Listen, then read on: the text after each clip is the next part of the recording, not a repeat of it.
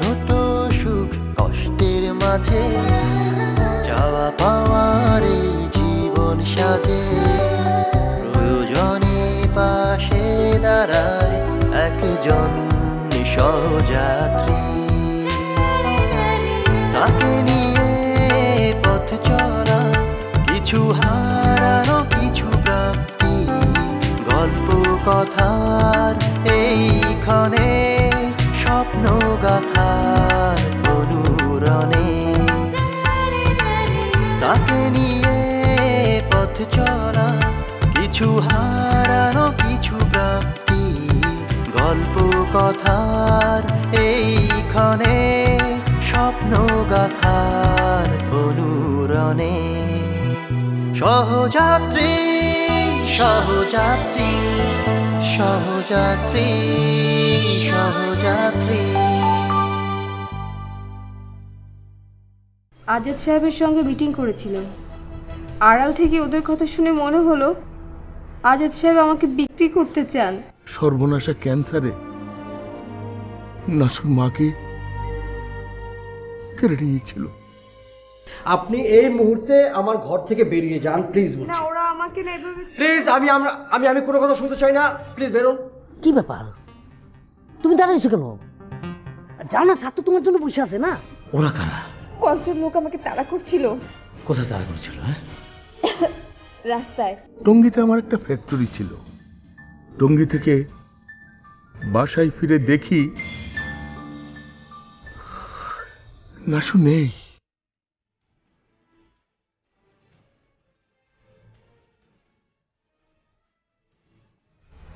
শুনুন,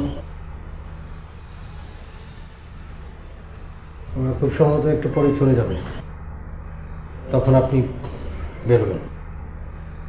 আমি কোথায় যাব? That's not my concern.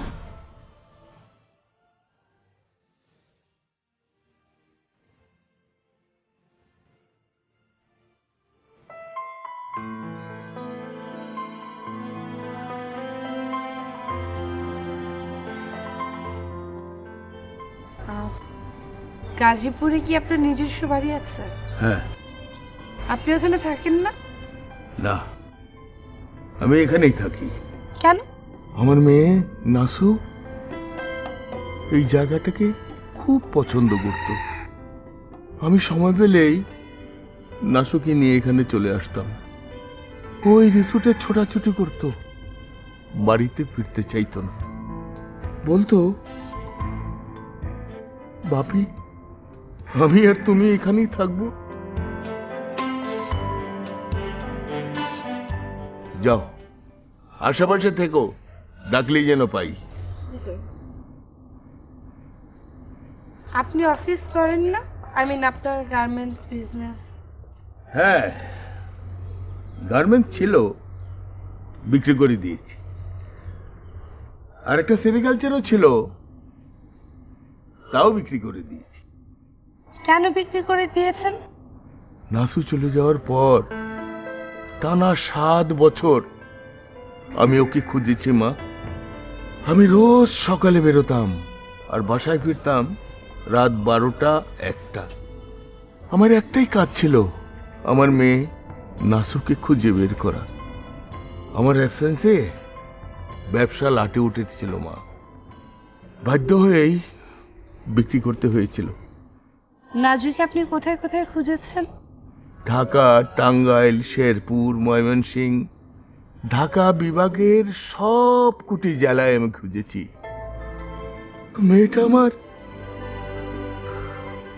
কর্পূরের মতো হাওয়া হয়ে উড়ে গেল।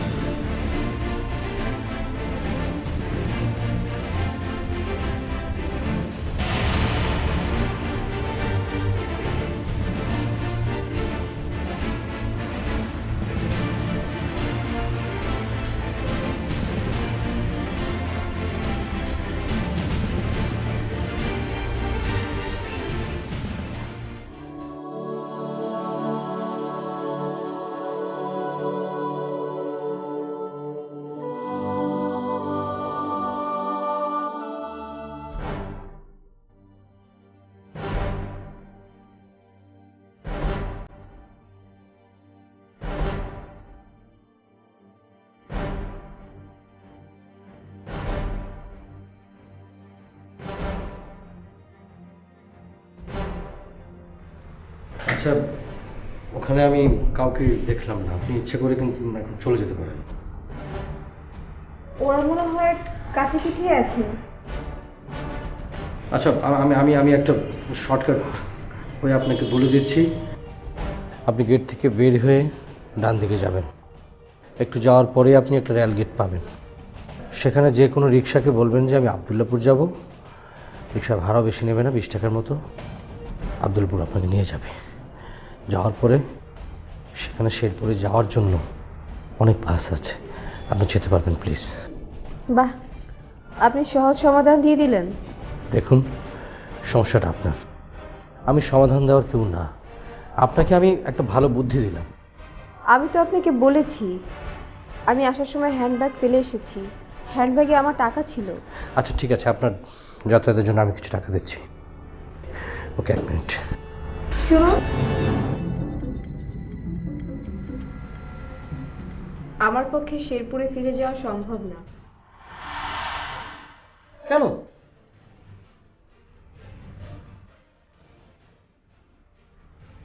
আমার ফুপা আজাদ আলীকে ফোন করে জানিয়ে দেবে যে আমি শেরপুরে। না, তাতে কি হয়েছে? আপনার ফুপাকে আপনি বলবেন আজাদ আলী আপনাকে কি করতে চেয়েছিল। আপনার ফুপা আজাদ আলীর বিরুদ্ধে অ্যাকশন নেবে। আমার ফুপা আজাদ আলীকে জানিয়ে দেবে যে আমি শেরপুরে। আমার মনে হয় আমার ফুপা অ্যাকশন না নিয়ে আজাদ আলীর কাছে আমাকে আবার তুলে দিবে। তার মানে? আমার ফুপা আমাকে বলেছিল ফুপা আজাদ আলীর কাছ থেকে টাকা নিয়েছিল, আর সেটা দেখেছিল ফুপু। এর মানেটা নিশ্চয়ই আপনি বুঝতে পারছেন। দেখুন, আপনাকে আমি স্পষ্টভাবে বলতে চাই, আপনাকে আমার বাসায় শেল্টার দেওয়া সম্ভব নয়। আমি বাসার মধ্যে একা থাকি। এখন একা থাকেন নাকি আগে থেকে একা? আমি আপনার প্রশ্নের উত্তর দিতে বাধ্য নই। 1 মিনিট।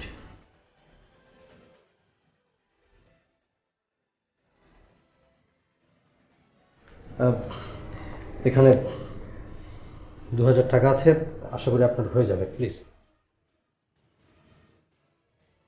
আর শেরপুরে নিশ্চয়ই আপনার অনেক বান্ধবী থাকে। হ্যাঁ, তা থাকে। আপাতত আপনি আপনার বান্ধবীর বাসায় উঠতে পারেন। ঢাকা এইভাবে থাকার চেয়ে শেরপুরে আপনার বান্ধবীর কাছে থাকা অনেক নিরাপদ। টাকাটা নিন প্লিজ।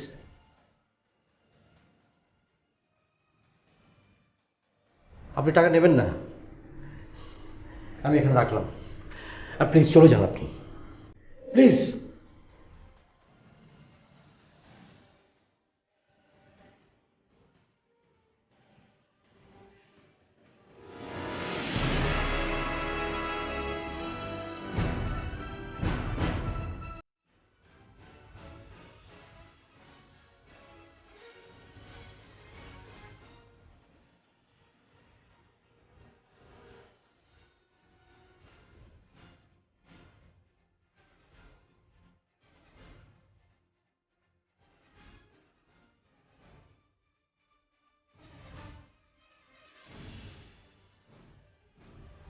তোমাকে এখন আমি যা জিজ্ঞেস করবো হ্যাঁ বা না বলে উত্তর দিবা।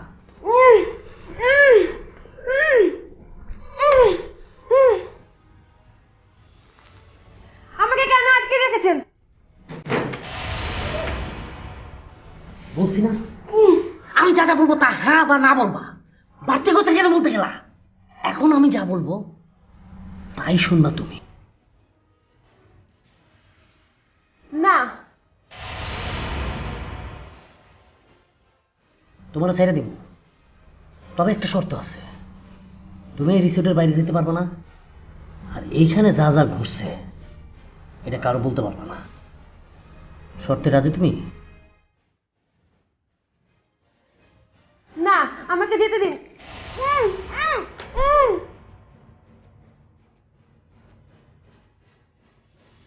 আমি আবার রাত্রে আমো, তখন যেন ওই না শব্দটা না শুনতে হয়। আর যদি শুনেই ফেলায় তখন তোমার কপালে কি ঘটবো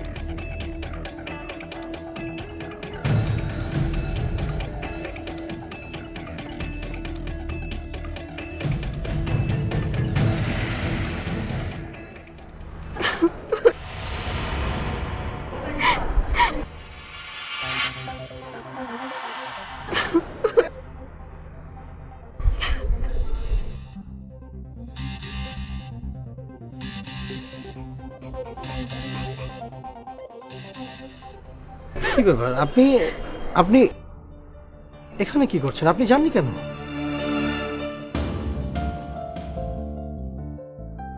আমি ছাদে থাকলেও কি আপনার অসুবিধা? ছাদে থাকবেন মানে? আমি আর শেরপুরে ফিরে যাব না, আর আমার বান্ধবীদের অবস্থা এমন নয় যে সেখানে আমি থাকতে পারবো।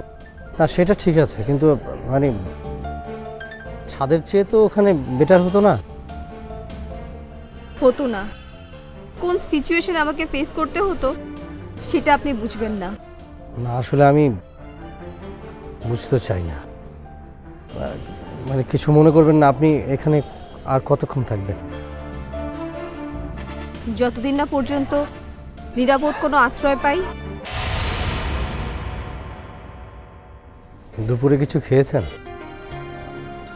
কেন জানতে চাইছেন? না মানে আপনার মুখ দেখে মনে হচ্ছে আপনি খাননি, আপনার খাওয়া দাওয়া হয়নি। আসুন আমার সাথে আসুন। কোথায়? আমার বাসায়। কেন? আশ্রয় দেবেন আমাকে? না মানে খাওয়ার জন্য ডাকছি আপনাকে। কাউকে অভুক্ত রেখে চলে যাওয়াটা খুবই অমানবিক দেখায়। আসুন প্লিজ। বিপদে পড়া একটা মেয়েকে আশ্রয় না দেওয়া সেটা কি অমানবিক নয়? না সেটা ঠিক আছে, অমানবিক, তাতে কোনো সন্দেহ নেই, কিন্তু আমি হেল্পলেস, আমার কোনো উপায় নেই। I am really sorry. আসুন, কই আসুন, দেখি আপনার জন্য অন্য কোথাও থাকার ব্যবস্থা করা যায় কিনা। আসুন প্লিজ।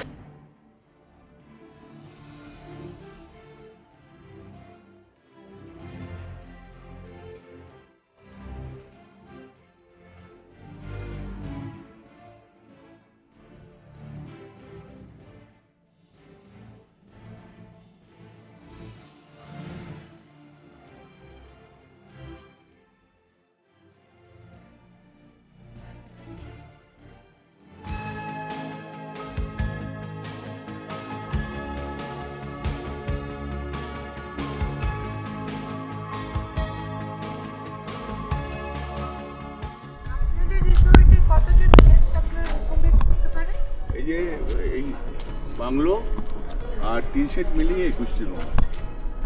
এর মধ্যে আমার আর স্টাফের জন্য 5টা রুম রিজার্ভ থাকবে, আর বাদবাকিগুলি সব গেস্টদের জন্য। সিকিউরিটি কজন আছে? 5 জন সেন্ট্রি সহ মোট 11 জন।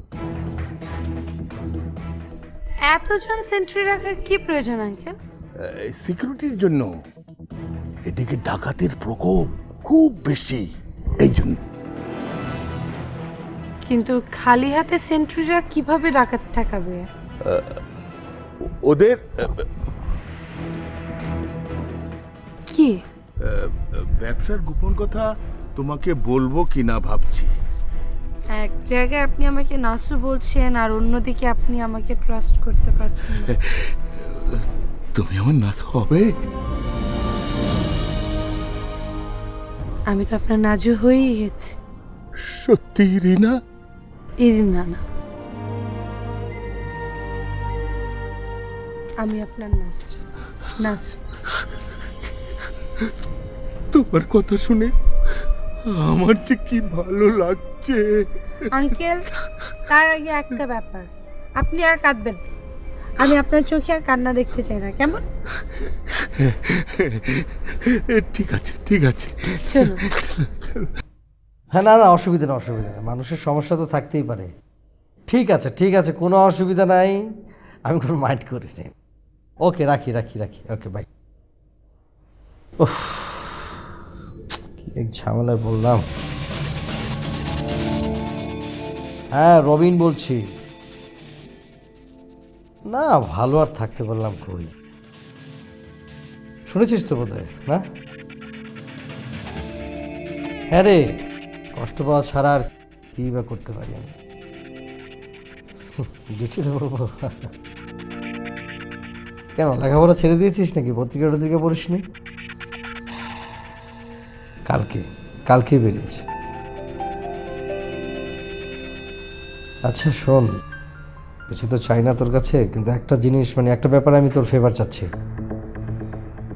শোন, একটা মেয়েকে তোর বাসায় কিছুদিন থাকতে দিতে হবে। আমি খুব বিপদে পড়েছি, তোকে এসে আমি সব কিছু খুলে বলবো। হ্যাঁ, বলিস কি? কতদিন থাকবে? 1 মাস? ও মাই গড, তাহলে তো বন্ধু হলো না আসলে। আচ্ছা ঠিক আছে, কোনো অসুবিধা নাই, দেখি আমি অন্য কিভাবে কি করতে পারি। ওকে বন্ধু, ভালো থেকো। হ্যাঁ, ঠিক আছে। না, তোমার বউর প্রতি দোয়া রইল, প্রথম সন্তান তোমার। ঠিক আছে, ওকে, বাই।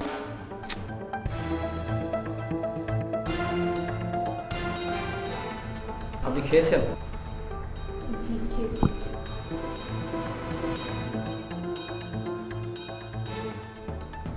আমাকে রাখার জন্য কোনো জায়গা খুঁজে পেলেন? খুঁজছি, পাইনি এখন। আপনি অবশ্য মহাখালীতে থাকতে পারতেন, আমার এক ফ্রেন্ড থাকে ওয়াইফকে নিয়ে, কিন্তু ওর ওয়াইফ 1 মাসের জন্য ওর বাবা মার কাছে চলে গেছে। এই জন্য হয়তো বা যাওয়া সম্ভব নয়, কারণ ওর ওয়াইফ সন্তান সম্ভবা। আমি কোনো মহিলা হোস্টেলে থাকতে পারি, কিন্তু হুট করে তার সিট পাবো না, তার জন্য 2-1 দিন তো লাগবে। দেখুন, আমার যা মনে হচ্ছে আপনি বোধহয় চাচ্ছেন যে আরও 2 দিন আমার বাসায় আপনাকে থাকতে দেব। না, তা চাচ্ছি না। তাহলে আপনি কোথায় থাকবেন? ছাদে? আর তো কোনো উপায় নেই। আপনি কি আমাকে অব্লিগেশনে ফেলতে যাচ্ছেন নাকি? আমি তো আপনার কেউ নই, আমার প্রতি তো আপনার কোনো অব্লিগেশন থাকার কারণ নেই।